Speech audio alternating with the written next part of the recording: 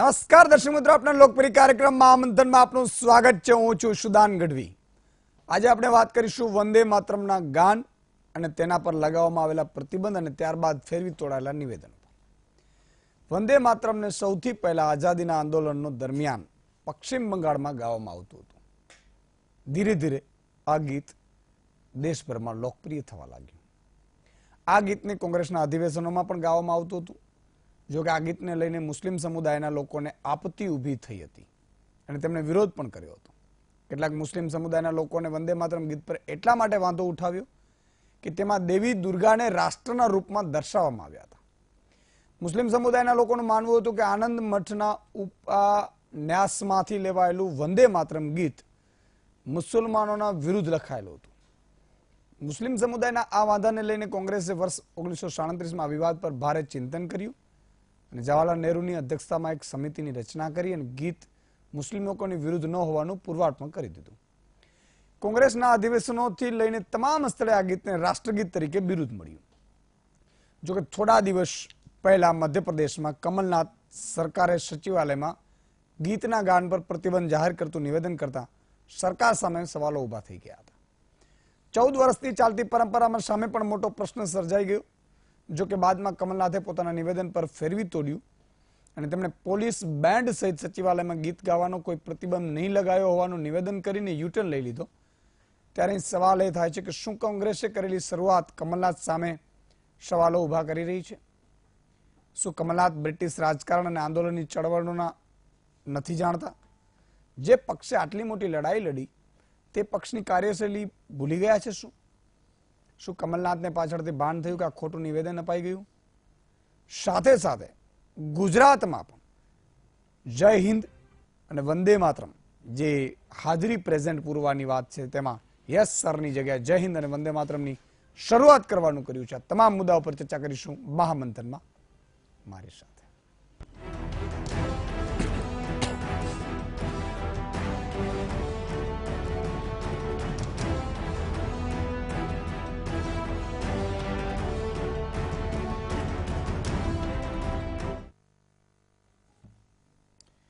વંદે માતરમ સામે વાંધો કેમ? ગીત પર રાજકારણ ગરમાઈ ગયું છે અને 14 વર્ષની પરંપરા સાથે પણ સવાલ ઉઠ્યા છે. તો આજે મિત્રો ચર્ચા એ કરવી છે કે શું કામ દેશ ભક્તિ, રાષ્ટ્રભક્તિ એક બાજુ જ્યારે દેશ આઝાદ થયો 1947માં બે ભાગ પડ્યા દેશના. એક પાકિસ્તાન સર્જાયું જે મોહમ્મદ અલી જીણાના હઠાયોગના કારણે.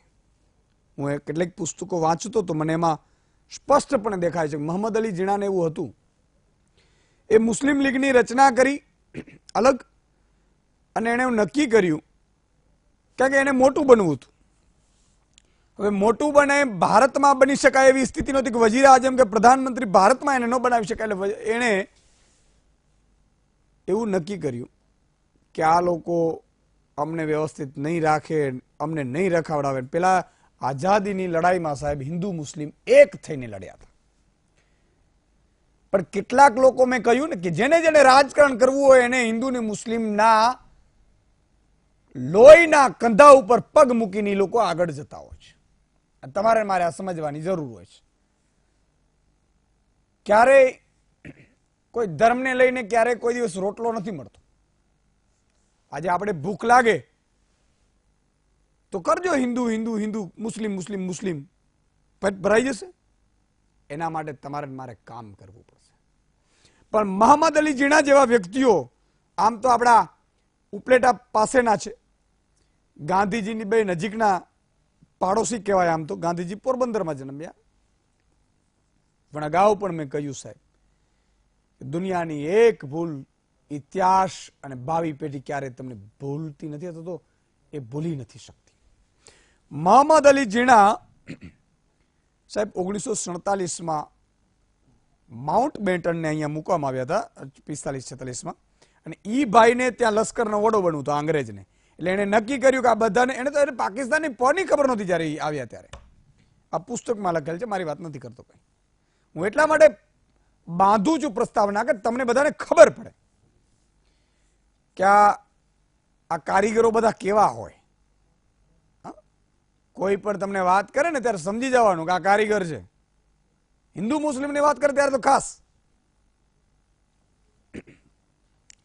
એટલે મોહમ્મદ અલી જીણા અને માઉન્ટ બેટેન એવું કીધું કે ભાઈ આમાં શું છે, એટલે એને બધાએ કીધું કે ભાઈ અમને આ નથી મળતું ને અમને આ નથી મળતું ને અમને અમારે અલગ પાકિસ્તાનની રચના કરવી છે, મને પાકિસ્તાન અલગ આપો. હવે અલગ પાકિસ્તાન નક્કી થયું. માઉન્ટ બેટે કીધું ભાગલા પાડો, અને અંગ્રેજોની નીતિ હતી ભાગલા પાડો રાજ કરો, અને એ જ થયું. આખરે જે મુસ્લિમ અને હિન્દુ એક થઈને અંગ્રેજો સામે લડતા હતા, આઝાદી મેળવી હતી સાહેબ, એમાં કેટલાય લોકોએ પોતાની શહીદી વહોરી દીધી. જ્યારે આઝાદી નજીક આવવા માંડી એટલે બધાને સત્તા દેખાણી, અને સત્તા દેખાવા માટે નક્કી થયું કે હું આ રસ્તો પકડું, આ રસ્તો પકડું. મોહમ્મદ અલી જીણા સાહેબ, જો 1 વર્ષ આઝાદી મોડી મળે ને આપણે, તો આપણો ઇતિહાસ કંઈક અલગ હોત. શું કામ ખબર છે? જે મોહમ્મદ અલી જીણા પાકિસ્તાનની રચના કરી, તુરંત એને બીમારી થઈ, અને એવી બીમારી થઈ કે વજીરાજુમ ભર્યા બાદ એની બહેનને એવું કહેતા હતા કે પાકિસ્તાનનું સર્જન મારી સૌથી મોટી ભૂલ છે. કારણ કે પછી ખબર પડી જ્યારે યમરાજ ડોક્યું કરે ને ત્યારે એને બધા ધોળા દિવસે તાળા દેખાય કહેવત છે આપણી ગુજરાતીની, એ બધી થવા માંડી. અને 1.25 વર્ષે તો એ મૃત્યુ પામ્યા હતા. 1.25 વર્ષ. પણ એ 1.25 વર્ષના રાજ કરવા માટે એને આખો પાકિસ્તાનનું સર્જન કરી નાખ્યું. હું એ જ કહું છું કે મૂર્ખ નેતાઓ, જે બધાય નહીં પણ જે માત્ર ને માત્ર સમાજનો ને ધર્મનો ઉપયોગ કરીને આગળ વધી રહ્યા છે, બધાને હું કહી રહ્યો છું કે મૂર્ખ નેતાઓ, તમારું નક્કી છે જવાનું. અને તમે જે સર્જન કરી રહ્યા છો ને ભાગલા પાડવાની નીતિ, એ આગળનારી પેઢી તમને ક્યારેય ભૂલી નહીં શકે. આજે વંદે માતરમ ગીત માટે મુસ્લિમ સમાજનો શું કામ વિરોધ હોઈ શકે? રાષ્ટ્રગીતની જયારે વાત આવે, રાષ્ટ્રભક્તિની વાત આવે, તો આપણે એવું કેમ વિચારીએ છીએ કે આને આમ કરવાથી આમ ફાયદો થશે? અરે ભાઈ, જયારે દેશ હિતની વાત આવે, દેશભક્તિની વાત આવે, ત્યારે તમામે એક થવું જોઈએ. કેમ ન થઈ શકે? અને આપણે એવું કેમ વિચારીએ છીએ કે આપણે ભારતના, હિન્દુસ્તાન, ઇન્ડિયા, બધું શું છે? સાહેબ, આપણા લોહીમાં રાષ્ટ્રભક્તિ હોવી જોઈએ, દેશભક્તિ હોવી જોઈએ. અને કદાચ રાષ્ટ્રગીત કે રાષ્ટ્રગાન કે આપણે ગાવું પડે, અથવા તો ગાવાની વાત આવે, તો એ આપણા માટે ગર્વનું વાત હોય. 15મી ઓગસ્ટ અને 26મી જાન્યુઆરી સાહેબ, એ સૌથી મોટા ઉત્સવ છે આપણા દેશને આઝાદી મળી. તમે ને હું સ્વતંત્રતાથી બોલી શકીએ છીએ. એનું કારણ એ છે કે એ દેશ એ દિવસોને યાદ કરી. અને જ્યારે 15મી ઓગસ્ટ 26મી જાન્યુઆરી હોય ત્યારે ભાગ્યે જ આપણે ઉજવીએ છીએ. ખરેખર તો દીકરાના લગ્ન હોય ને એનાથી પણ સારી રીતે આ દેશને, પણ એ 2 જ દિવસે રાષ્ટ્રભક્તિ તમને જોવા મળે, વોટ્સઅપના સ્ટેટસમાં મળે. અને બાકી જય હિન્દ, વંદે માતરમ, અને પેલા નાના નાના આપણે તિરંગા લઈએ અને પછી ફેંકી દઈએ. રાષ્ટ્રભક્તિ એ નથી. આજે ગુજરાત સરકારે જે નિર્ણય કર્યો કે યસ સરની જગ્યાએ વંદે માતરમ બોલો, જય હિન્દ બોલો, તો એમાં ખોટું શું છે? હું એ જ કહું છું કે એમાં આપણે બ્રોડ માઇન્ડથી વિચારવું પડશે કે ગ્લાસ છે અને ગ્લાસ કહેવામાં વાંધો શું છે? ને આપણું ભારત છે સાહેબ, ભારત સર્વનું છે, સર્વ ધર્મ સંભાવ છે અહીંયા. અને પછી આપણે એવું કેમ વિચારીએ છીએ? જ્ઞાતિ જ્ઞાતિમાં ભેદ, ધર્મ ધર્મમાં ભેદ, આ કોણે શીખવાડ્યું છે? આજે હિન્દુ છે એ કાલે મુસ્લિમમાં જન્મ લેશે. જન્મની ક્યાં વાત કરો છો તમે? મોટા મોટા આજે હિન્દુઓના નામે નીકળ્યા છે ને, એ બધાની કુંડળીઓ કાઢો. એને કાં દીકરી મુસ્લિમમાં હશે, કદાચ દીકરો મુસ્લિમમાં હશે. એવી જ રીતે મુસ્લિમ જે લોકો નીકળ્યા છે એની કુંડલી કાઢો. કહેવાનો ભાવાર્થ કે એ એના ઘરને નથી સંભાળી શકતો, તમને મને ભડકાવાનો ધંધો કરે છે. પણ જ્યારે વાત દેશ હિતની આવે, સંપૂર્ણ રાષ્ટ્રભક્તિની આવે, ત્યારે આપણે બધા એક કેમ નથી થઈ શકતા? અને ગાવું પડે, રાષ્ટ્રને માન આપવું પડે. અને કોઈ પણ રાષ્ટ્ર એક નક્કી કર્યું કે રાષ્ટ્રગાન છે, રાષ્ટ્રગીત છે કે આપણે દેશભક્તિનું ગીત છે, તો એમાં ગાવામાં કોઈને વાંધો ન હોઈ શકે. અને વાંધો હોય તો એ શું કામ હોય? કારણ કે તમે ઠસાવીને બેઠા છો એવું કંઈક, અથવા તમારા પૂર્વજો કે જે મોહમ્મદ અલી જીણા જેવા લોકોએ તમને ઠસાવી દીધા છે, એનાથી આપણે આગળ નથી વધી શકીશું. એમાંથી આપણી એકતા વધશે નહીં. એનાથી આપણે આગળ પ્રગતિ કરવી છે. ચંદ્રયાન પર જાપાન, કેનેડા, આ બધા લોકો ક્યાં પહોંચ્યા છે સાહેબ? અને આપણે આજે પણ હિન્દુસ્તાનના લોકો હિન્દુ મુસ્લિમમાં, દલિત બ્રાહ્મણમાં, કાસ્ટલિઝમમાં, આમાં જ આપણે ઉલઝાયા રહીએ છીએ. એવું નથી લાગતું કે આપણે આનાથી બધું પર જવું જોઈએ? કોઈ આની વાત કરે તો આપણે એમ કેવું જોઈએ કે નહીં, હિન્દુસ્તાન મારો ભારતીય, હું ભારતીય છું અને એ મારો ધર્મ છે. અને આ આઝાદી મેળવવા માટે સાહેબ કેટલા લોકોએ કુરબાની આપી છે. એમાં કેટલાય હિન્દુ હશે, કેટલાય મુસ્લિમ હશે, ક્રિશ્ચન હશે, કેટલાય લોકો હશે, શીખ હશે. એ લોકોની આજે પણ એના બલિદાન ન ભૂલાઈ શકે. અને પછી આપણે ભૂલી જઈએ. આજે બે ભાઈ હોય, એ બે ભાઈ ખૂબ મહેનત કરીને આગળ વધે, કઠિનાઈઓ સામે લડે અને બે ભાઈના સંતાનો એ ઝઘડવા માંડે, તો એ બે ભાઈઓએ જે મહેનત કરી એનું શું? આ એ જ હિન્દુ ને મુસ્લિમ એ બે ભાઈ છે. અને એવા ભાઈ છે સાહેબ કે એને ક્યારેય વિચાર્યું નહોતું કે અમે અલગ પડીશું. તો આ હિન્દુસ્તાનમાં, આ ભારતમાં, આ દેશમાં એ પ્રકારની રાજનીતિ થવી જોઈએ, એ પ્રકારની વાત થવી જોઈએ. અને તમામ આગેવાનો, તમામ ધર્મના આગેવાનો પણ એમ કહેવું જોઈએ કે આમાં કોઈ વાંધો ન હોવો જોઈએ અને કોઈને પણ ના હોવો જોઈએ. આ તમામ મુદ્દા ઉપર ચર્ચા કરવી છે. 4 મહાનુભાવો આપણી સાથે જોડાયા છે. ભરત ડાંગર છે, ભાજપના નેતા છે. જયરાજસિંહ પરમાર કોંગ્રેસના નેતા છે. ઇકરામ મિર્ઝા મુસ્લિમ આગેવાન છે અને નીરજભાઈ વાઘેલા નેતા એએચપી છે. એએચપી એટલા માટે આંતરરાષ્ટ્રીય હિન્દુ પરિષદ. હમણાં પ્રવીણભાઈ વીએચપી થી નારાજ થયા. વર્ષોથી વીએચપી કરતા હતા, પણ પ્રવીણભાઈ પછી આંખો ઉગડી કે આમાં વીએચપીમાં હવે ગડબડ દેખાઈ રહી છે, એટલે પછી એમણે એએચપી કર્યું. એ રસ્તો ટૂંકમાં. અને સ્વાભાવિક છે સાહેબ, જ્યારે આપણે છે ને હંમેશા સત્તાલક્ષી જ્યારે વિચારીએ ને, હું આજે સત્તા મેળવવા વિચારું કે અથવા કંઈક કરવા, એવું તો એની સમાજ સેવા નથી થતી. સમાજ સેવા કરવા માટે તમારે સંપૂર્ણ સાહેબ એ દંડવત થઈ જવું પડે. એમાં કઈ સત્તા, સંપત્તિ, સૌંદર્ય તો નશો જ ન હોય. આજે ભરતભાઈ ડાંગર છે આપણી સાથે, કાલે મેયર હતા, આજે નથી, આવતીકાલે પાછા હશે. જયરાજસિંહ પરમાર આજે એમને બેઠા, કાલે મિનિસ્ટરે હોઈ શકે. આ તો સંસારનો નિયમ છે સાહેબ. પણ એ સમયમાં તમે ધીરજ ધરો, સારું કામ ન કરી શકો, તમે જનતાને મૂર્ખ બનાવો, હિન્દુ મુસ્લિમમાં ઝઘડાવો, અને જ્યારે તમે આગળ તમારી રાજનીતિને કંડરો ત્યારે સમજવાનું તમારો આગળ ખાડો છે ને ત્યાં તમારે પડવાનું છે. અને હું એટલા માટે કહી રહ્યો છું, 4 મહાનુભાવોનું ખૂબ ખૂબ સ્વાગત છે. શરૂઆત જયરાજભાઈ આપણાથી કરીશ. મધ્યપ્રદેશ સરકાર બની, સરકાર બન્યા બાદ એવો નિર્ણય કરાય છે, વંદે માતરમ ગીત જે ગવાતું હતું એને બંધ કરી દેવામાં આવે છે. પછી પાછું વિરોધ થયો એટલે કમલનાથે, મુખ્યમંત્રીએ એવું કહ્યું કે આકર્ષક બનાવવાનો અમે પ્રયાસ કર્યો છે. ખરેખર કોંગ્રેસનું સ્ટેન્ડ શું છે, કોંગ્રેસ શું માને છે, અને તમારો સ્ટેન્ડ આગામી સમયમાં પણ શું રહેશે, જનતા સમજવા માંગે છે. સૌથી પહેલી તો ઈસુદાનભાઈ એક વાત સમજવા જેવી છે કે કોંગ્રેસને રાષ્ટ્રવાદ અને રાષ્ટ્રભક્તિ એ શીખવાડવાની જરૂર નથી, અને કોંગ્રેસને કોઈના પ્રમાણપત્રની જરૂર નથી, કારણ કે કોંગ્રેસે તો સાબિત કરેલું છે. આ તો બીજી એક સુધારો કરું આપનો કે કમલનાથે કોઈ યુટર્ન લીધો જ નથી. આજે સવારથી જે કહેવામાં આવે છે એનો ખુલાસો તો આવ્યો જ છે, બહુ સમજણ સાથે વાત કરું છું. આમાં કોઈ યુટર્ન છે જ નહીં, બહુ સમજજો. પણ જે સાંકેતિક ખાલી રાષ્ટ્રવાદ, રાષ્ટ્રદ્રોહી પ્રવૃત્તિઓ કરવી અને પછી સાંકેતિક સિમ્બોલિક જે રાષ્ટ્રવાદના જે ઢોંગ રચવામાં આવ્યો હતો અને એના પછી એનો રાજકીય લાભ લેવા માટેની જે મનસા હતી એ મનસા રદ કરી છે. સમજો, સપ્તપદીના ફેરા ફરતા હોઈએ અને એ વખતે વંદે માતરમ ન ગવાય, પ્રસંગોચિત ન ગણાય. સમજો હું જે કહેવા માંગુ છું એ મારી વાત પ્રોપર. કે કોઈની બર્થડે આપણે હોય, કેક કાપતા હોઈએ તો બર્થડેનું ગીત સારું લાગે, એટલે પ્રસંગોચિત રાષ્ટ્રગીતનો પણ એક પ્રોટોકોલ હોય છે, એનું પણ એક સન્માન હોય છે.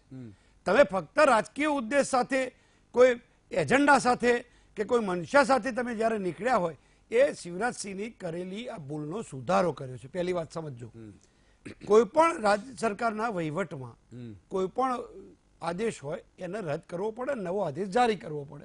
એ નવો આદેશ જારી થયો છે. આમાં કોઈ ભૂલ સુધારી નથી. ભૂલ સુધારી છે પણ શિવરાજસિંહની સુધારી છે. કોંગ્રેસે કોઈ ભૂલ કરી જ નથી. બહુ સ્પષ્ટ કહું. એનાથી આગળ કે રાષ્ટ્રવાદ એટલે શું એની વ્યાખ્યા સમજવી બહુ મહત્વની છે, ખૂબ અગત્યની છે. હમણાં આપે ઉલ્લેખ કર્યો, અત્યારે એ વિષય નથી એટલે હું બિલકુલ સભાનતાપૂર્વક વિષયાંતર નહીં થવા દઉં.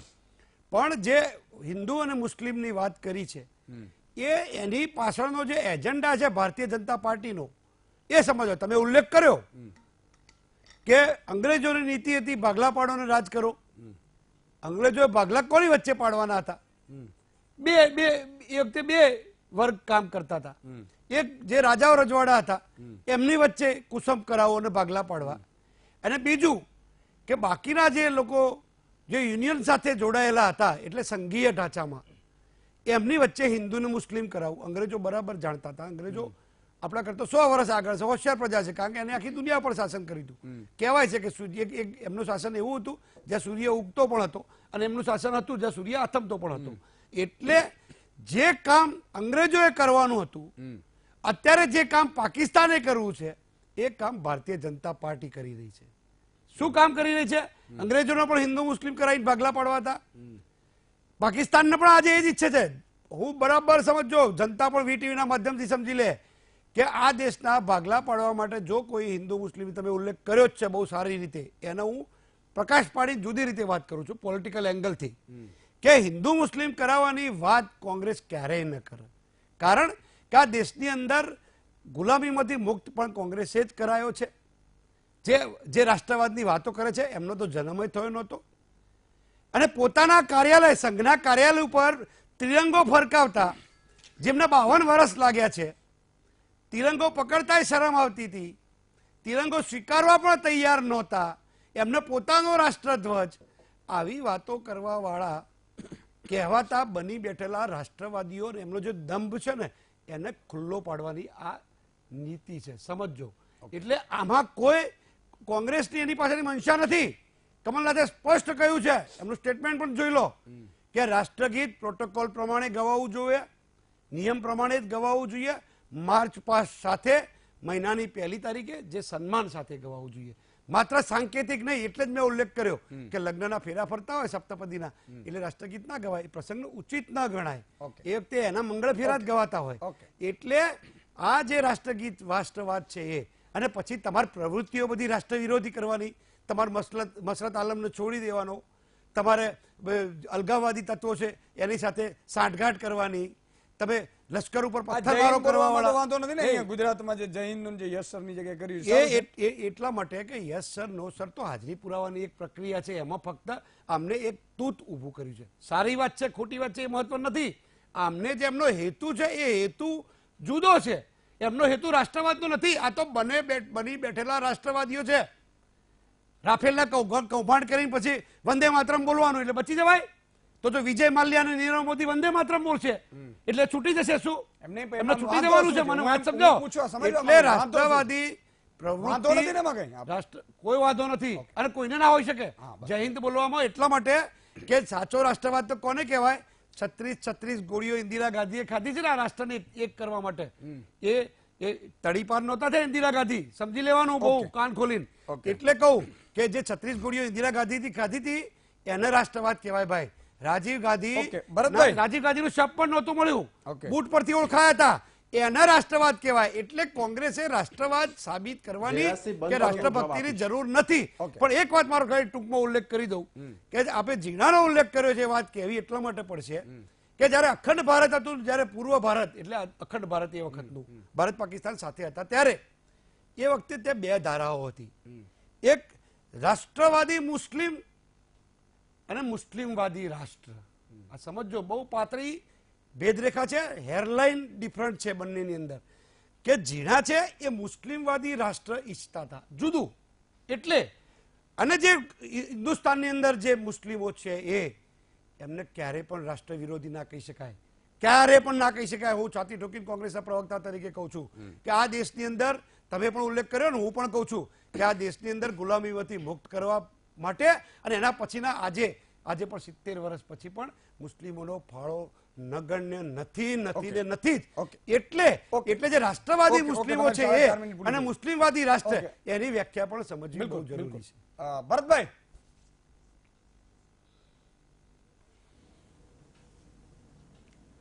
જી ઈશુભાઈ, મારે ખાસ બે બાબતો પર ધ્યાન દોરવું છે. મને દુઃખ થયું કોંગ્રેસના પ્રવક્તા કમલનાથની આ વાતનું પણ સમર્થન આટલા જુસ્સા સાથે, જોશ સાથે અને ગુસ્સા સાથે કરી રહ્યા છે. બે બાબતો ખાસ એટલે ધ્યાન દોરવા માંગુ છું, જે આપણે જ્યાંથી શરૂઆત કરી. એક તો હું આપને અને વીટીવીને અભિનંદન આપું છું કે એમણે વંદે માતરમના જેવા રાષ્ટ્રને ગૌરવશાળી જેનો પરંપરા રહી છે, એ વંદે માતરમના વિષય પર આપણે ડિબેટ ગોઠવી, એની માટે સૌપ્રથમ આપને અભિનંદન. બીજું મહત્વની બાબત જે છે, આપણે શરૂઆતમાં ઉલ્લેખ કરી ભારત પાકિસ્તાનના ભાગલા થયા. હું એનાથી થોડો આગળ જવા માંગુ છું. ઇતિહાસ એ ક્યારે બદલાતો નથી હોતો. 19મી જુલાઈ 1905 અંગ્રેજો હોશિયાર હતા, આપણે જાણીએ છીએ. ભાગલા પાડો રાજ કરોની નીતિ હતી, એ પણ આપણે જાણીએ છીએ. અને એ નીતિ અંતર્ગત 19 જુલાઈ 1905ના રોજ બંગાળના લોર્ડ કર્જને 2 ભાગલા પડ્યા. જે બંગાળના ભાગલા પડ્યા હતા એ ધર્મને આધારે ભાગલા પાડવામાં આવ્યા હતા. તમે વિચાર કરો, એક રાજ્યના ધર્મને આધારે લોર્ડ કર્જને 1905ની 19મી જુલાઈએ ભાગલા પાડ્યા. અને એ જ સમયે વંદે માતરમનું અસ્તિત્વ હતું જ તે, પણ વંદે માતરમ નારો બુલંદ થયો. ગામે ગામ સુધી વંદે માતરમનો નારો પહોંચ્યો અને સાથે સાથે ધર્મને આધારે એક રાજ્યના 2 ભાગલા થયા હતા. એના વિરુદ્ધમાં સમગ્ર દેશમાં આંદોલન થયું. સમજવા જેવું છે કે ધર્મને આધારે પડેલા ભાગલાનો વિરોધ આખા દેશે કર્યો અને એ ભાગલા રદ કરવા પડ્યા. એ સ્થિતિનું નિર્માણ થયું. તો કલ્પના કરો કે જે દેશના નાગરિકો એક રાજ્યના ધર્મને આધારે ભાગલા સહન કરવા તૈયાર નહોતા, તો એવું તો શું થયું કે દેશના 2 ભાગલાઓ સહન કર્યા? એની પાછળનું પણ તમને કારણ કરું. એની પાછળનું કારણ હતું તૃષ્ટિકરણની નીતિ. એ તૃષ્ટિકરણ નીતિ એટલી ચાલી કે સત્તાના મદમાં સત્તા પ્રાપ્ત કરવા માટે થઈને એટલી હદ સુધી ગયા કે ભારત માતાના 2 ભાગલા પણ મારે પ્રધાનમંત્રી થવું છે, મારી સત્તા આવે એની માટે થઈને સ્વીકારવામાં આવ્યા. હું કોઈ વ્યક્તિગત દોષારોપણ કરવા માંગતો નથી, કોઈ રાજકીય પક્ષને પણ આમાં વચ્ચે લાવવા માંગતો નથી. આ ઇતિહાસ છે અને ઇતિહાસ દરેકે દરેક વીટીવીનો નાગરિક પ્રેક્ષક જે કઈ દર્શક છે એ સમજે કે આ એક દેશની જનતા હતી કે જે દેશની જનતાએ એક રાજ્યના ભાગલાનો પણ વિરોધ કર્યો હતો ધર્મને આધારે. અને એ જ દેશની જનતા સામે કેમ એવું થયું? જનતા તો આજે પણ એક છે. તકલીફ એવી છે કે તૃષ્ટિકરણની નીતિ કરનારા લોકોએ સત્તામાં આવવા માટે થઈને આનો હાથો બનાવ્યો. બીજી મહત્વની બાબત હું કહેવા માંગુ છું, કોઈ અમને સર્ટિફિકેટ ન આપે કે રાષ્ટ્રવાદી કોને કહેવા, રાષ્ટ્રવાદી કોને ન કહેવા. હું સ્વર્ગસ્થ ઇન્દિરા ગાંધીનું સન્માન કરું છું, પણ એમણે કહ્યું કે એ રાષ્ટ્રવાદી છે. અરે તો સત્તા માટે ત્યાં હતા, પ્રધાનમંત્રી હતા. શહીદ કોને કહેવાય? સરહદ ઉપર કામ કરતો સૈનિક મારો, એને શહીદી વોરી કહેવાય. એને ખબર છે સામે મોત છે અને તેમ છતાં પણ સરહદ ઉપર નોકરી કરતો હોય, સરહદ ઉપર ફરજ બજાવતો હોય, એને શહીદ કહેવાય. સત્તા માટે થઈને કોઈ પદ પર બેઠા હો અને કોઈ આપણી હત્યા કરે ને હત્યા કહેવાય. એટલે હત્યા અને શહીદી વચ્ચેનો અર્થ પણ સમજવો જોઈએ દર્શકોએ. હું એમને પણ ક્રિટિસિઝમ નથી કરતો, પરંતુ અર્થ સમજવો જોઈએ. પરંતુ સૌથી મહત્વની બાબત જે છે કે આપણા ભારત માતા માટેની બાબત છે. વંદે માતરમ શું છે? વંદે માતરમની કઈ કડીઓનો એમને વિરોધ છે? અને આજે નથી રહ્યો, વર્ષોથી જે કડીનો વિરોધ કરે છે એ ત્વમ દુર્ગા દશ પર્ણધારિણી કમલા કમલદળ વિહારિણી, એ કડી જે આવે છે ત્યાંથી એમને વિરોધ શરૂ થાય છે. અને વાસ્તવમાં એ ભારત માતા, જે આપણી માતૃભૂમિ જેને કહીએ છીએ, માતા સાથે આપણે જેની સરખામણી કરીએ છીએ. એક વાર હું તો એમ કહું છું, આપના માધ્યમથી બધા જ દર્શક મિત્રોને આખું વંદે માતરમ દરેકે દરેક કડીના અર્થ સાથે મૂકશો તો એ લોકોને ધ્યાનમાં પણ આવશે કે વંદે માતરમનો મેસેજ શું છે, સંદેશો શું છે, અને વંદે માતરમનો વિરોધ શા માટે લોકો કરી રહ્યા છે. અમુક સમાજને, અમુક લોકો કોંગ્રેસની કારોબારીની અંદર કોઈ આગેવાન ઉભા થઈને વિરોધ કરે વંદે માતરમનો કે વંદે માતરમ નહીં બોલાય. કેટલા આગેવાનોને ખુશ કરશો તમે આ પ્રકારે કહીને? તો શું વંદે માતરમનો નારો બોલાવતા બોલાવતા શહીદી વોરનાર ફાંસીને માથે ચડનાર શહીદ ભગતસિંહ ખોટા હતા? ઓકે, ખુદીરામ બોઝ ખોટા હતા? વંદે માતરમ સાથે નીકળેલા આઝાદી ફૌજના રચયિતા સુભાષચંદ્ર બોઝ ખોટા હતા? ચંદ્રશેખર આઝાદ? મારું કહેવાનું એ તાત્પર્ય છે કે દરેકે દરેક શહીદો કે જેમને ખબર હતી સામે મોત છે અને તેમ છતાં પણ વંદે માતરમનો નારો બોલતા બોલતા એમણે શહીદી વહોરી છે. આ વંદે માતરમ બંધ કરાવો ઓકે. એ માત્ર શિવરાજસિંહના નિર્ણયને ટીકા કરવી, શિવરાજસિંહનો નિર્ણય હોવાને કારણે રદ કરવું એવું નથી. આ વંદે માતરમ હટાવવું એ શહીદોનું અપમાન છે. વંદે માતરમ હટાવવું એ સરહદ ઉપર -20 ડિગ્રીમાં અત્યારે ફરજ બજાવતા સૈનિકોનું અપમાન છે. અને એટલે જ કોઈએ કહ્યું છે कि क्या ये देश उन्हीं का है जो युद्धों में मर जाते हैं? ऐसा युद्ध वतन की खातिर सबको करना पड़ता है. संकट की घड़ियों में सबको सैनिक बनना पड़ता है. और जो कौम वतन के खातिर मरने को तैयार नहीं, उसकी संतति को आजादी जीने का अधिकार नहीं. અને એટલા માટે વંદે માતરમ એ આપણા માટે ગૌરવશાળી છે. અને શિવરાજસિંહનો આમાં શું મોટિવ હતો? શિવરાજસિંહ સરકારનો મોટિવ શું હતો? કોઈ મોટિવ નથી આમાં. વંદે માતરમ બોલી અને સરકારી કર્મચારી કે કર્મચારીઓ એ ભારત માતા માટેનો પોતાનો પ્રેમ જાહેર કરે, રાષ્ટ્રપ્રેમી બને, રાષ્ટ્રભાવના પ્રજ્વલિત થાય, એમાં ખોટું શું છે? ઓકે ઓકે, આ તો તકલીફ એવી થઈ, સમગ્ર દેશમાંથી વિરોધ થયો. મેં 1905 ની ઘટના એટલા માટે યાદ કરાવી કે એ વખતે વિરોધ થયો એટલે રદ કરવી પડી. એમ કમલનાથે આજે રદ કરવી પડી. ઓલા લોર્ડ કરજણ હતા, આ કમલનાથ છે. Okay, 30 second. હા, મારે એમની વાત કરવી છે. ભરતભાઈ જે વાત કરે છે એમને આખી વાતમાં આમાં કોઈ એમનું કોઈ સ્ટેન્ડ જ નથી. એક તો પહેલા તો જે વંદે માતરમ જેમને ગાયું એ બધા કોંગ્રેસના આગેવાનોના નામ દીધા છે. એમાં એમને ક્યાં જોર આવ્યું? ભારતીય જનતા પાર્ટીના 4 આના લેવા દેવા નથી. નંબર 1.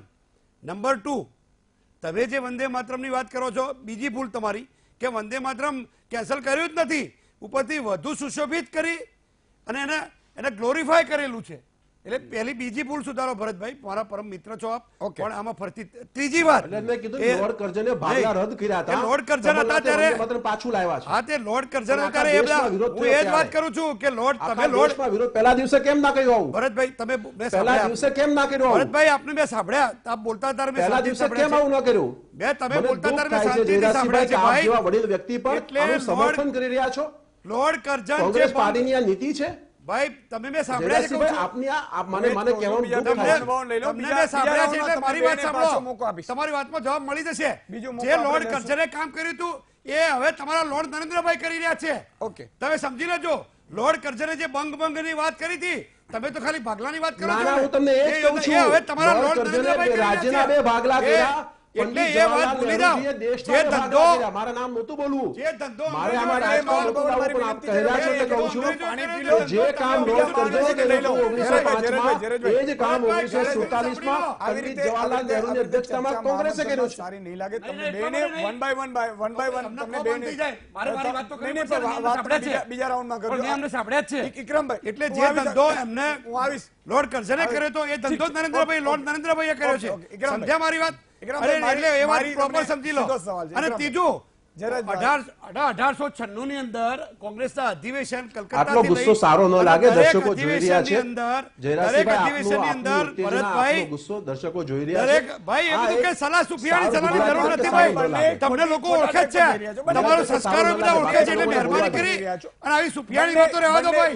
ડિબેટ જ કરવાની, મુદ્દા સાથે કરવાની. વિક્રમભાઈ મિર્ઝા, મને સલાહની જરૂર નથી તમારી. મારે સમજવું હોય છે બરાબર મારી રીતે કહ્યું છું. કમનસીબી આપણા દેશની છે, કમનસીબી આપણા દેશની છે કે એ સમયે પણ કોઈ માનસિંહ કે કોઈ જયસિંહ હતા. આજે પણ આવા પાણી લોકો પી લો છે. તમે બંને. વાત કરો એટલે લોર્ડ વિક્રમભાઈ એ પૂરું થઈ ગયું ને જયરાજભાઈ, તમારો વાક્ય પૂરું થઈ હા, ગયું. હું તો એકદમ શાંતિથી વાત કરું છું. વિક્રમભાઈ, કેમ આવી રીતે વિરોધ ક્યારેક મુસ્લિમ આગેવાનો પણ કરી રહ્યા છે? ક્યારેક એવી વાત આવે છે કે ભાઈ આ ન હોવું જોઈએ, આ ન હોવું જોઈએ. આપણે હિન્દુસ્તાન એક છે. મેં અગાઉ પણ કીધું કે હિન્દુ મુસ્લિમ હંમેશા આઝાદીની લડાઈમાં સાથે રહ્યા છે, બધા ધર્મના, અને સર્વધર્મ સંભાવ છે. અને ક્યારેક સમજો કે અહીંયા પણ જય હિન્દ અથવા તો વંદે માતરમ જ્યારે યસ સરની જગ્યાએ બોલવામાં આવે તો એક પ્રકારની આપણી ભાવના જાગે દેશ પ્રત્યેની, અને દેશ પ્રત્યેની ભાવના હોવી જોઈએ એ બહુ જરૂરી છે. હું ક્યારે હિન્દી મુસ્લિમમાં બહુ ડિબેટો કે મહામંથન કરતો નથી, કારણ કે એ વેસ્ટ ઓફ સબ્જેક્ટ છે. મને ખબર છે જનતાને નથી મળવાનું નથી, પણ રાષ્ટ્ર ભાવના એક નાગરિકના મનમાં હોવી જોઈએ. મને હિન્દુસ્તાનનો ગર્વ હોવો જોઈએ, મને ભારતનો ગર્વ હોવો જોઈએ, મને ઇન્ડિયાનો, અને એ તો હોવું જ જોઈએ.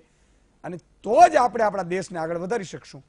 તો ક્યાંક એવું લાગે છે કે કોઈ લોકો વધારે પડતા એ કરી નાખતા હશે માહોલ બગાડવાનો? અત્યારે જે ચર્ચા ચાલી રહી છે એ તો કમલનાથજીએ જે છે કે પહેલા વંદે માતરમ ગવાતું હતું ને એને એક દિવસ આ મહિનામાં ના ગવાયું ને એના પછી એમણે ફેરવીને તોડ્યું કે ભાઈ ગવાશે. અત્યારે આ હિન્દુ મુસ્લિમ ડિબેટ તો છે નહીં, નહીં, બિલકુલ બિલકુલ નથી. અત્યારે કરાય પણ શું નહીં. ચાલી આપણો રહ્યું ઉદ્દેશ્ય છે પણ વિષય જ ના થાય એનું ધ્યાન હા, રાખવું. આ બિલકુલ રીતે નહીં. આ ઉદ્દેશ્ય પણ નથી ભાજપ તો ઉદ્દેશ્ય કરવા માંગે જ નથી. છે, પણ અમે નહીં ને એને થવા ઘણી વખત મુસ્લિમો વંદે માતરમ કેમ નથી કહેતા એ પણ સમજાવી દેવામાં આવ્યું છે. બહુ મોટી મોટી ડિબેટો થઈ છે. હા. અત્યારે જે છે જે વસ્તુ છે કે જે રાષ્ટ્ર ભાવના પેદા થાય છે ને એવી વાતો કરવામાં આવે છે. રાષ્ટ્ર ભાવના મને ગર્વ છે કે હું ભારતીય છું અને ભારતીય હોવા માટે હું આખી દુનિયામાં સૌથી મારો બંધારણ પર વિશ્વાસ છે કે મારું બંધારણ જે મને હક્કો આપ્યા છે એમાં મને ગર્વ છે કે આ સૌથી શ્રેષ્ઠ બંધારણ છે ને જેમાં માઇનોરિટીઝને ને બધાને હક્કો આપવામાં આવ્યા છે. જે રીતની અમારા કમલનાથજીએ જે રીતનું મામલો કર્યો છે, એક આ પ્રથા જે છે ક્યારે ચાલુ થઈ? 14 વર્ષ પહેલા ચાલુ થઈ. એના પહેલા જો છે આ બધી પ્રથાઓ નથી ને રાષ્ટ્રભાવના જે કારણ આપવામાં આવ્યું હતું કે આ રાષ્ટ્રભાવના પેદા થાય છે. રાષ્ટ્રભાવના જે છે ગીતો ગાવાથી નથી થતી, રાષ્ટ્રભાવના જે છે દેશ સેવાથી થાય છે. શું 15 વર્ષમાં શિવરાજસિંહની સરકારની વખતે સચિવાલયોમાં બધી રીતે કોઈ જાતનો ભ્રષ્ટાચાર નહોતો થયો કે કોઈ જાતની લોકોની દુવિધાઓ નહોતી થઈ? લોકોના બધા કામો તો સરકાર એમની કેમ ગઈ? આપણે વિચાર તો એ કરવાની જરૂર છે કે સરકાર કેમ ગઈ ને કોંગ્રેસને લોકોએ સત્તામાં કેમ લાવ્યા? કેમ કે 15 વર્ષ જે છે લોકોનો જે વિશ્વાસ હતો સત્તા ઉપર કે આ સરકાર બીજેપી સરકાર જે છે એ અમારા જે એઝ એ ઇન્ડિયન સિટીઝન જે એમની એઝ એ સરકારની રીતે જે એમની જવાબદારીઓ છે એ વ્યવસ્થિત રીતે નિભાવશે અને બધાને એક સાથે લઈને જે સૌનો સાથ સૌનો વિકાસ એ નારો લઈને નીકળ્યા હતા એ નારા સાથે બધાના સાથે ન્યાય કરશે. પણ એ ના થયું, 15 વર્ષ સુધી ના થયું તો આ નવી સરકાર લોકોએ સરકાર બદલી. આ કમલનાથજીએ જે કર્યું છે એ તો એક અપીઝમેન્ટની એક રાજનીતિ કરી રહ્યા છે. રાષ્ટ્રની જે ભાવના જે છે એ તો વ્યાપમનો જે મુદ્દો છે, વ્યાપમમાં 240 લોકો મરી ગયા, એના માટે શું આ રાષ્ટ્રગીત ગાવાથી એમને ન્યાય મળશે? પણ રાષ્ટ્રગીત જે લોકો ગાવામાં વાંધો ના બેરોજગાર હોવો છે, જોઈએ. રાષ્ટ્રગીત ગાવામાં વાંધો ના હોવો રાષ્ટ્રગીત જન ગણ મન છે. રાષ્ટ્રગીત રાષ્ટ્રગાન 15મી છે. ઓગસ્ટે ને 26 જાન્યુઆરીએ રાષ્ટ્રગાન રાષ્ટ્રગાન જે છે એ જ છે ને બધાને એના માટે જ છે. આ રાષ્ટ્રગીત નથી. એ પણ સમજ. હા, રાષ્ટ્રગાન છે. નથી. વંદે માતરમ રાષ્ટ્રગાન છે, રાષ્ટ્રગીત નથી. રાષ્ટ્રગીત ને રાષ્ટ્રગાનમાં જ હા, ફરક છે. જે ખોટી પ્રથાઓ નાખી એટલે અમે સપોર્ટ કરવાનો? એને તો રદ થવું જોઈએ કે આવી ખોટી પ્રથાઓ ચાલુ ના નહીં, પણ વાંધો કરવી શું છે? જોઈએ. હું મારે વાંધો જુઓ, વાંધો ઇસ્લામમાં જે અમારી આસ્થા છે હા. એ છે અમે અલ્લાહ સિવાય, ખુદા સિવાય, ભગવાન સિવાય કોઈની સામે સજદો માથું નથી ઝુકાવતા. વંદે માતરમનું એ છે કે એમને નમન કરીએ છીએ ધરતીને. અમે ધરતીને નમન નથી કરતા, અમે ખુદાને નમન કરીએ. ખુદાને નમન કરીએ, પણ ખુદા ધરતીની ખુદાએ ધરતીને બનાવી છે.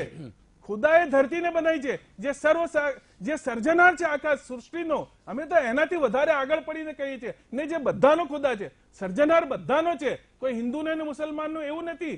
જેટલા લોકો દુનિયામાં રહે છે એ બધાનો સર્જનાર છે ને અમે તો એને નમન કરીએ છીએ. આ તો એક સંકુચિત માનસિકતા છે કે આટલે જ જગ્યાને આટલા લોકો ધરતીને અમે તો એની સૃષ્ટિના જે બ્રહ્માંડમાં જે વસ્તુઓ છે એના સર્જકને અમે તો નમન કરીએ છીએ.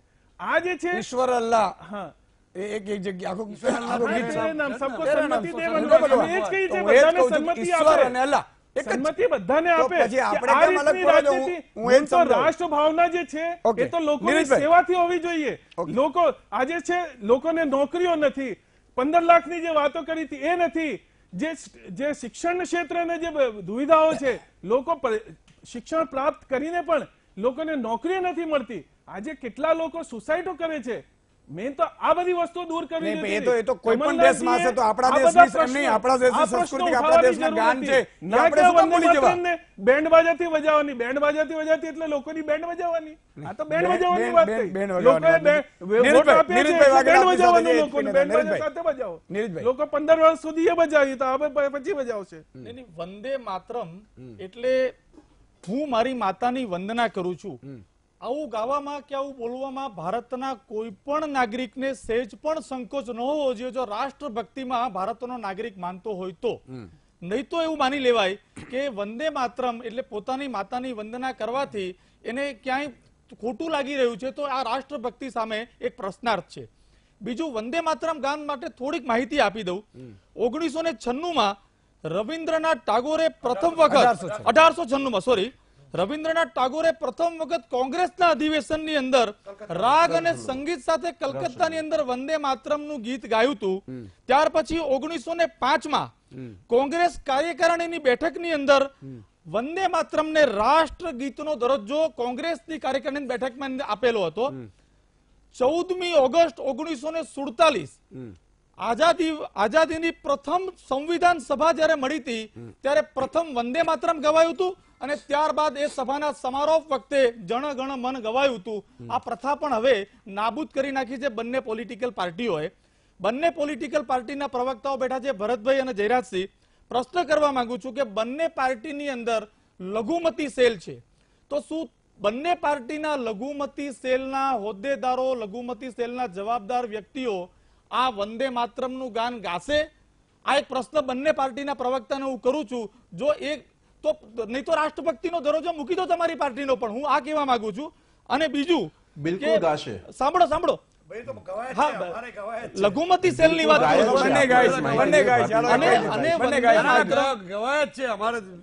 લઘુમતી સેલની વાત કરું છું. અને વંદે માતરમનો ગાવાનો કોઈ પણ ઇનકાર કરશે તો શું આ બંને પાર્ટીના જવાબદાર લોકો એમને ટિકિટ નહીં આપે? આ વસ્તુ નક્કી થઈ શકે? એક નાનકડો વિરામ લઈ લઈએ નીરજભાઈ.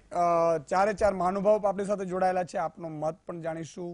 કારણ કે આવું મહામંથન આપણે બહુ ઓછું કરીએ છીએ, પણ પ્રત્યેનો મેં કહ્યું એમ કે જ્યારે રાષ્ટ્રહિતની વાત આવે, જમ્મુ કાશ્મીરમાં જ્યારે જવાનોની વાત આવશે, દેશ પ્રેમની વાત આવશે, ત્યારે તમારે મારે થોડો ઇતિહાસ સમજવો પડશે, ઢંઢોળવું પડશે અને ક્યારેક રાષ્ટ્ર પ્રેમનો, રાષ્ટ્ર ભક્તિનો પણ નશો તમારે મારે આ શરીરમાં ભરવું પડશે.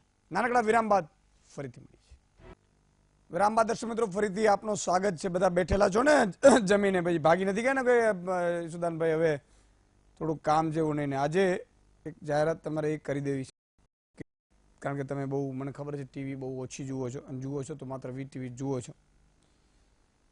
જમીન રીસર્વે જે પ્રમોલગેશનની વાત હતી અને આપણે જે મહામંથન પણ કર્યું હતું 27 તારીખે આપણે કર્યું હતું ને 31 તારીખ છેલ્લી હતી, અને એટલા માટે વાંધા અરજી કરી દેવાની હતી.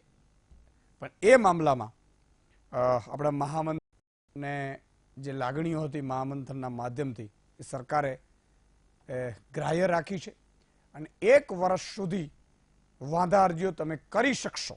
હજુ પણ તમામ ખેડૂતો પ્રમોલગેશનમાં, એટલે કે જમીન રીસર્વેમાં તમને ખબર છે કે નહીં, એ બધા 2-4 લોકો જે કામ કરી રહ્યા છે એમને પણ ફોન ઉપર સંપર્ક કરીને પૂછી લેજો, પાલભાઈ આંબલિયા અને બધા, અને કઈ રીતે શું કરવાનું. એટલે હજી 1 વર્ષ સુધી છે, એટલે ઉપર છે. એમાંથી 2.5 લાખ સુધીની હતી અરજીઓ, વાંધા અરજી. એટલે સરકાર છે એવા કહેતી હતી કે આને રદ ન કરી શકાય, પણ આનાથી જાગૃત થાય.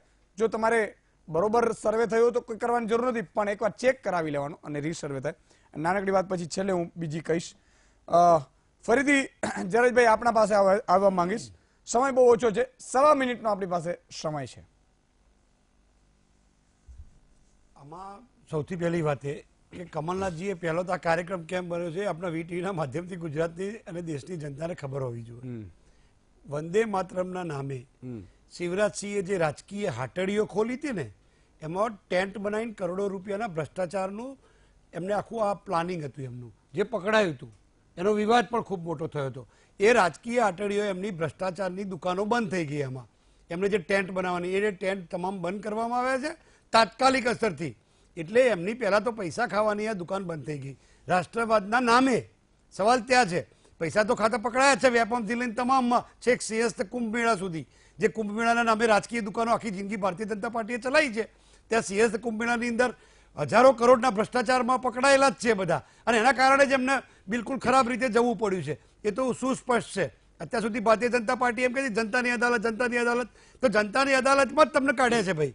હવે સવાલ એ છે કે તમે જ્યારે ઉરી પઠાણકોટ ઉપર હુમલો થયો હતો, રાષ્ટ્રવાદની જ વાત કરો, તો પાકિસ્તાનની એજન્સીને તમે તપાસ કરવા માટે ISI એજન્સીને બોલાવી હતી. એ વખતે મોદીજી વંદે માતરમ ગાઈને પછી બોલાવી હતી.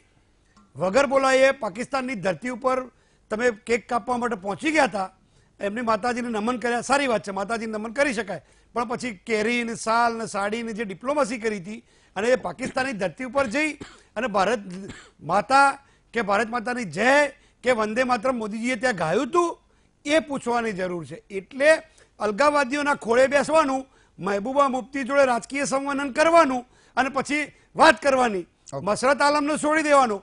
મોટો ખૂંખાર આતંકવાદી જેને પાર્લામેન્ટ ઉપર હુમલો કર્યો છે એવા મસૂદ અઝહરને છોડી આવવાનો જાતે જઈને, પાછા 900 કરોડ રૂપિયા સાથે. અને એ પછી કયા રાષ્ટ્રવાદની વાત કરે?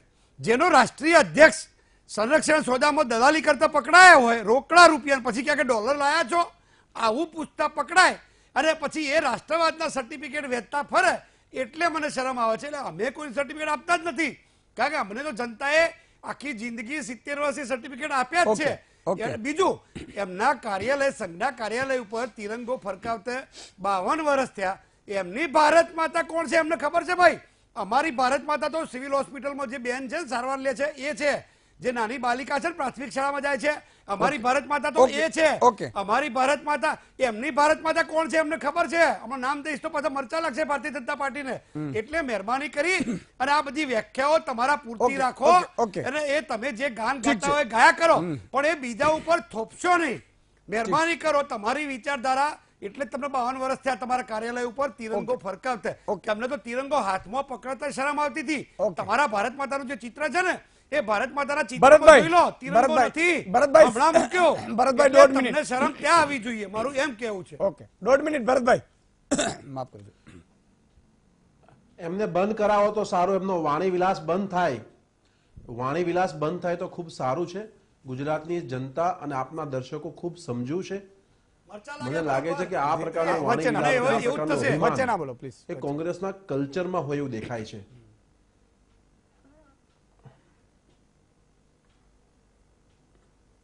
એમને બોલી નાખે, પહેલા પૂરું કરે. વચ્ચે મને એમનું બધું જ મેં વાણી વિલાસ સાંભળ્યો, જે હું ક્યારેય ન સાંભળ્યું, પણ વીટીવી પર બેઠો હોવાને કારણે મેં સાંભળ્યો વાણી વિલાસ. એટલે વચ્ચે ના બોલે એવું વિનંતી કરજો એમને, મારા વતી વિનંતી કરજો. આપની વાત માને, આમ તો નહીં માને, કોંગ્રેસના લોકો માનતા નથી હોતા કોઈની વાત, પણ ક્યારે છતાં પણ એવા ભ્રષ્ટ લોકોના વાત ના મનાય એટલા માટે તમે વ્યક્તિગત વાત કરશો નહીં. તમે વ્યક્તિગત વાત કરશો નહીં, તમારું બી પોલ ખુલશે. મહેરબાની કરો, પાકિસ્તાનમાં અને પ્રોટોકોલ પ્રમાણે ચાલો. ભરતભાઈ, સમજી લેજો. પાકિસ્તાનમાં જઈને તમે વ્યક્તિગત વાત નહીં કરો.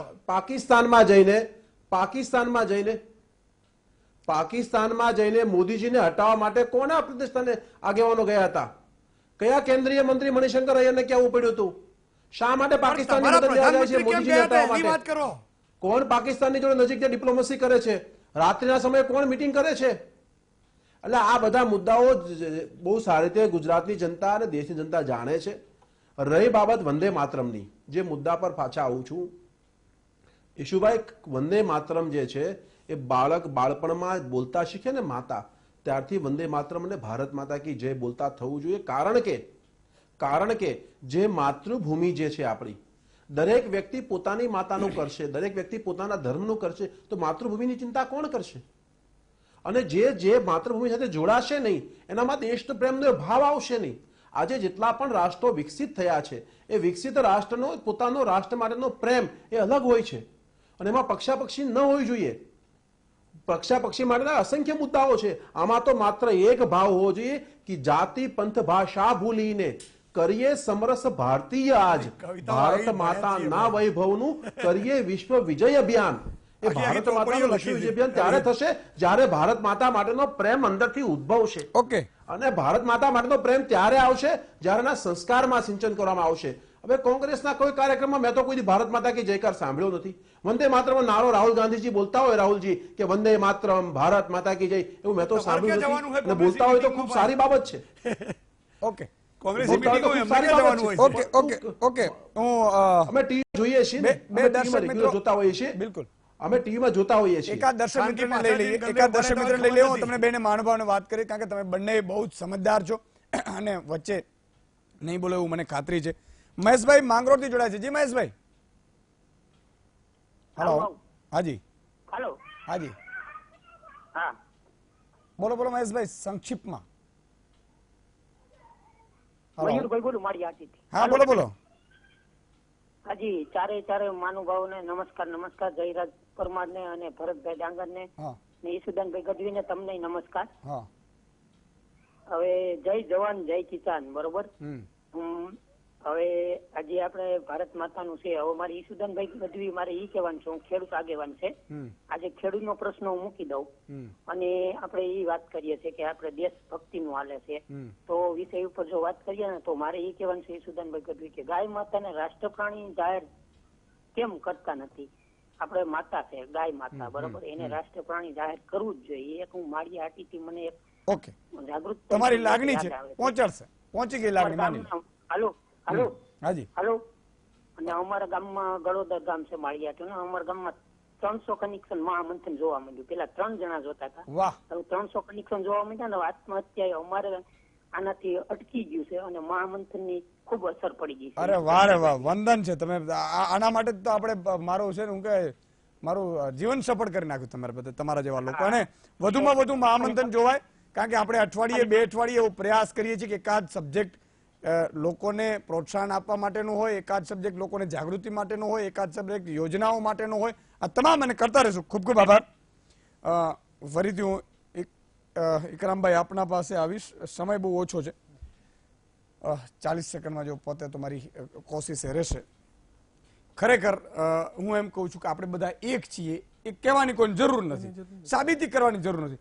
તો નાની નાની વસ્તુઓમાં કેમ ઉલਝતા રહ્યા છીએ? અને કેટલાક લોકો મુસ્લિમ આગેવાના જે પોતે રાજકીય આગેવાનો છે એ લોકો હંમેશા ઠસાવ્યા જ કરે છે. કેટલાક હિન્દુ ને છે, તો એનામાં હિન્દુ અને મુસલમાનો કેમ એની પાછળ દોડ્યા જાય છે? મુસ્લિમો છે ને, મુસ્લિમ સમાજ જે છે બહુ સમજુ છે ને કોઈનાથી ઠસાવવાથી એ ઠસાતો નથી ને આસ્થાના વિષયમાં તો બિલકુલ ક્લિયર છે. એટલે એને કોઈ કહે એટલે કરવાનું ને કોઈ કહે એટલે નહીં કરવાનું એવું નથી હોતું. આસ્થાના માટે આસ્થા વિષય પર બિલકુલ ક્લિયર છે. આ જે વિષય અત્યારે ચર્ચા આપણે કરી રહ્યા છે, આપણે રાષ્ટ્રની સેવાની વાત કરી છે કે રાષ્ટ્રભક્તિ પેદા થાય છે. રાષ્ટ્રભક્તિ તો ત્યારે પેદા થાય કે જ્યારે મહિના સુધી જે કામ સચિવાલયમાં થયું છે ને એમાં કેટલી કામ માટેની ભલામણો આવી છે ને કેટલું કામ થયું છે એનું એક પ્લસ માઇનસ હોવું જોઈએ ને એમાં કેમ નથી થયું એ જોવાનું હોય છે. ને બેન્ડ બાજા સાથે જો માણસ સચિવાલયની બહાર આવીને લોકો ને એને સમયનું જે વેડફાણ થશે એ કામનું એમ પણ સચિવાલયમાં કામ ચા માટે નીકળે તો અડધો કલાક જાય, બીજા કામ માટે નીકળે તો ટાઈમ જાય. એક તો કામ ઓછું કરે ને પછી આ વધારે ટાઈમ વેસ્ટ કરવા માટેનું. રાષ્ટ્રભાવના પોતાની રીતે દેશ સેવાથી જ પેદા થશે, ગીતો ગાવાથી નહીં થાય. એને આ બધી વસ્તુઓથી લોકોએ બચવું જોઈએ ને આવી વાતોથી જે છે પોતાને ઉશ્કેરવાની ને એની જરૂર નથી. રાષ્ટ્રભાવના કામથી થશે. એક નાનકડા વિરામનો સમય છે. વિરામ બાદ તુરંત આવી નીરજભાઈ આપનો પણ ટર્ન લઈશ છેલ્લે. વિરામ બાદ દર્શક મિત્રો ફરીથી આપનું સ્વાગત છે. નીરજભાઈ 1 મિનિટ છેલ્લી. પહેલા તો મારે એ વાત કરવી છે કે ભારતીય જનતા પાર્ટી પોતે આ દેશમાં એકલી જ રાષ્ટ્રવાદી પાર્ટી હોય એવું સર્ટિફિકેટ પોતે લઈને બેઠા છે. એમના સિવાયના બાકીના પક્ષો આ બધા જ એકે રાષ્ટ્રવાદી નથી આવી વાત કરતા ફરે છે. તો આ બહુ જ એક વિચારવાની વસ્તુ છે. બીજી વાત એ છે કે તૃષ્ટિકરણની વાત કરી તો સાહેબ ભાજપની અંદર પણ ક્યાં તૃષ્ટિકરણ ઓછું છે? સમાન સિવિલ કોડના કાયદા બનાવવાની જગ્યાએ એ જ વાત કરું છું, તૃષ્ટિકરણ છે. સમાન સિવિલ કોડના કાયદા બનાવવાની જગ્યાએ ટ્રિપલ તલાકના કાયદાઓ બનાવે છે. 4.5 વર્ષ થઈ ગયા, રામલલાના દર્શન કરવા જતા નથી અને દુનિયાભરની મસ્જિદોમાં સાહેબ ફરી રહ્યા છે. તો આમાં તૃષ્ટિકરણ તમને દેખાતું નથી?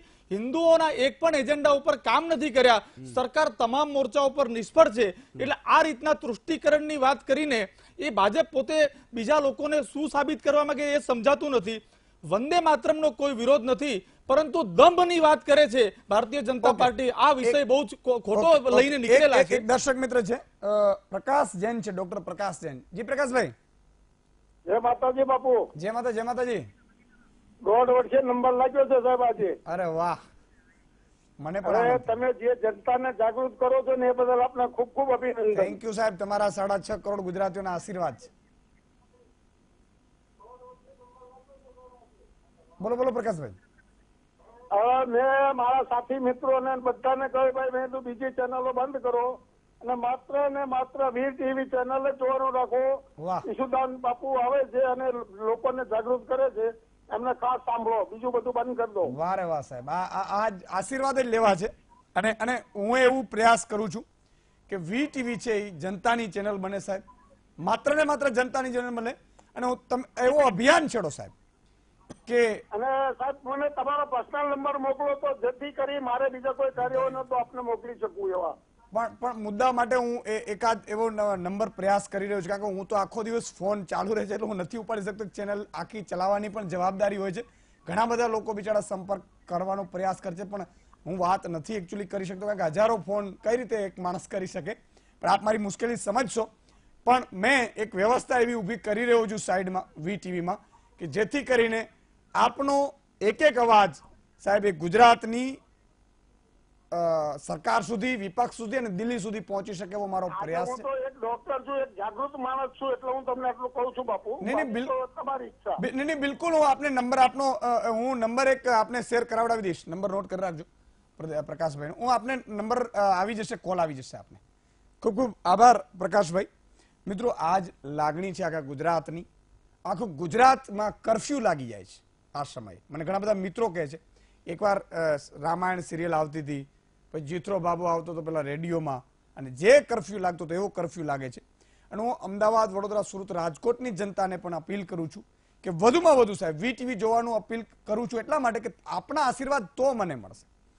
સવારે આપણે સમાચાર જોવા છે, બપોરે સવારે સાંજે જોવા છે સાહેબ.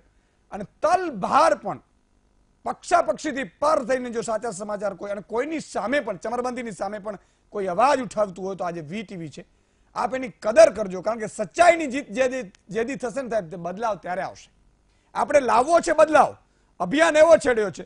અને એટલા માટે કહું છું કે વીટીવી સિવાય વાત નહીં, એવી મારી અપીલ છે આપને. બીજી અપીલ એ છે કે પીએસઆઈ નો આપઘાતનો મામલો હમણાં 2-3 દિવસથી ચાલતો હતો સાહેબ. મને બહુ દુઃખ લાગતું કે મારા પીએસઆઈ ભાઈએ આપઘાત કરવો પડે અને એના પરિવારે બે દિવસ સુધી ચીસો પાડવી પડે. ગુજરાતની હું એમ કહું છું કે એવા કયા અધિકારીઓને આપણે બચાવવાનો પ્રયાસ કરી રહ્યા છીએ કે જે મારા એક ભાઈને આંસુ એના પરિવારને સારવું પડે. એ બાપને વિચાર થાય કે હું શું કરું. જે કાનૂનનો રખેવાળ હોય એને ઘરે મુશ્કેલી પડે. તો તમામ પીએસઆઈ ને, પીઆઈ લેવલને, કોન્સ્ટેબલોને મારી અપીલ છે કે ક્યાંય મૂંઝાતા નહીં. તમારી વીટીવી તમારી ચેનલ છે. તમારા ઉપરી અધિકારી તમને હેરાન કરતા હોય, પરેશાન કરતા હોય, હા, કામની બાબતને હું નથી કહેતો, પણ બીજી રીતે તમને પરેશાન કરતા હોય, કદાચ ક્યાંય નહીં ન્યાય નહીં મળે તો હું તમને ખાતરી આપું છું કે તમને ન્યાય અપાવવાની કોશિશ કરીશું. અને ક્યાંય મૂંઝાવાની જરૂર નથી. મને એ પણ ખબર છે કે તમારે મંડળ નથી, મંડળ બનાવવાની જરૂર પણ નથી. પણ તમારા પ્રશ્નો છે એ તમારા પ્રશ્નો ઉઠવા જોઈએ. હું સમજુ છું પોલીસે કોઈ દિવસ હડતાળ પાડી હોય એવું મને નથી યાદ, કારણ કે આપણે એ ફિલ્ડમાંથી આવીએ છીએ કે 24 કલાક 24/7 હોય છે. પણ કેટલાક આપણી જવાબદારી હોય છે, ગરીબોને હેરાન ન કરીએ, ખોટી રીતે લૂંટ ન ચલાવીએ, કેટલાક કરપ્ટ લોકોની આપણે એના ભાગીદાર ન બનીએ. એ પણ મારી અપીલ છે. સ્વચ્છ પોલીસ હોવી જોઈએ, સારી પોલીસ હોવી જોઈએ, મજબૂત પોલીસ હોવી જોઈએ. અને તમે લાગવગ જો લગાડશો તો કાલે તમારા દીકરાને છોડાવવા માટે તમારે લાગવગ લગાડવી પડશે, ત્યારે કોઈ સાંભળશે નહીં. કર્મનો સિદ્ધાંત ત્યાં આવશે. એટલે મારી અપીલ છે. અને 11મી જાન્યુઆરીએ આપણે મહામંથન સુરતથી કરીશું. આમ તો 28 હતું, પણ કેટલીક કારણે મને સમય ન મળતા એ ન થઈ શક્યો. પણ 11મી જાન્યુઆરીએ સુરતમાં આપણે મહામંથન કરીશું. મળીશું. આજે બસ આટલું જ. ફરીથી આવતીકાલે મળીશું. વધુ સમાચાર જુઓ મારી સહયોગી